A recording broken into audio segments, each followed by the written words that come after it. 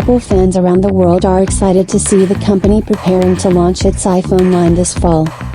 But before the iPhone 12 appears on store shelves, it is expected that a much cheaper smartphone will be presented. In the past few months, rumors of iPhone SE2, or iPhone 9, as it is called in some reports, have spread like wildfire. We surrenders, specifications, and even an early pre-order for an unannounced phone.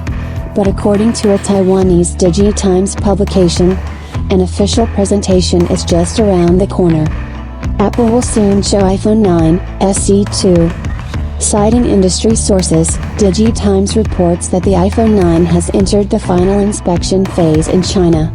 Soon, Apple will introduce a new iPhone series, tentatively named iPhone SE2, which has recently entered the final inspection phase at an assembly plant in Zhengzhou, China, according to industry sources. The iPhone 9 was expected to be unveiled during Apple's spring event, which takes place in March each year from 2018. This can still happen if the presentation is not cancelled due to coronavirus. It is very likely that Apple will refuse to gather a bunch of people in a large hall.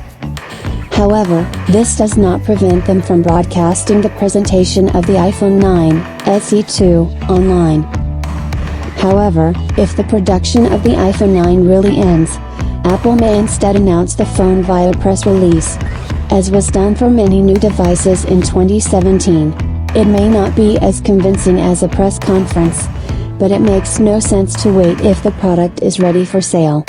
Apple will soon show iPhone 9, SE2.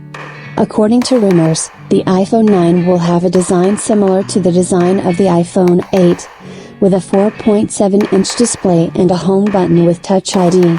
Inside, the processor will be updated to the same A13, which can be found in the iPhone 11 series, and the amount of RAM will be increased to 3 GB. Prices are expected to start at $399.